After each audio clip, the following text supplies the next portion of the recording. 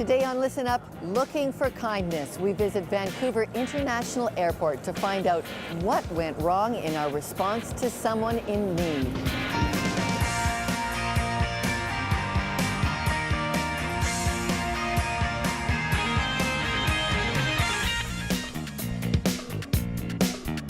Welcome to Listen Up. I'm Lorna Duick. It was here on the floor of Vancouver International Airport that Canada has faced a question that hits close to home. Do we have what it takes to be a good neighbor? Here, a confused traveler died in October 2007 after being tasered by the RCMP. Thanks to video of the incident that was posted on the internet, his final cries of agony and frustration have been heard around the world.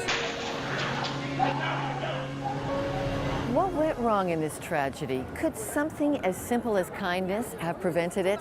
We explore that question on today's program, but first, the context.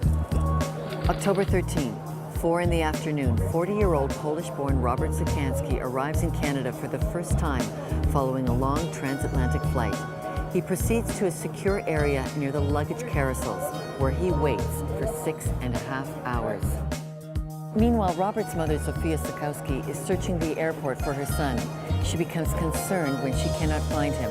Robert has never flown before and speaks no English. She waits and searches, seeking help in vain. After more than 6 hours, she returns home, concluding he must not have arrived. At about 10:30 p.m., Robert passes to the second stage of immigration, where he is granted landed immigrant status early on the morning of October 14. Shortly thereafter, he goes out into the public area of the airport. More than 9 hours after his flight lands, he is clearly agitated. His frustration is caught on video by a bystander. So too is the end of his life. In this case, there's a certain degree of danger. I mean, somebody can say, well, you know, he only had a stapler, but, you know, somebody's described as a giant and throwing a stapler at you. Tell me, I don't know about that. How do you know he was described as a giant? Where are you? Well, his height. I think I've heard him described as a giant more than once. A giant. In fact, at his funeral, he was described as a giant of a man. He's a big man, a tall man. And he had a stapler. And apparently he was, you know, at least motioning with a stapler, which could be perceived as, at the moment again, as a threatening situation. A CBC interview with Paul Pritchard, the bystander who taped the RCMP taser incident, revealed that at no point did we fear him in any way. Like I said, women were going right up to him and talking to him, trying to calm him down. So you viewed the tape, you're saying it's not excessive? It certainly doesn't look like it's excessive force to me in the slightest. And I would also think that, you know, let us say, for example, that it proved to be the case that there was some level of excessive force. You know, there still is the matter of, you know, was that willful? You know, what was the intent here? There's no agreement on RCMP actions in this tragedy, but everyone agrees a lost traveler should never be cause for death. I'm still baffled by that. He was probably traveling for in excess of 24 hours. And it was only in the context of probably the last hour to half hour of his life that he seemed to get into this distressed situation. Mm-hmm. And in fact, it was only in the short period before the tasering incident that there had been any distress shown to the nature where he had dropped anything or thrown anything or caused a problem in those kinds of ways. Up until then, at most he had been a curiosity.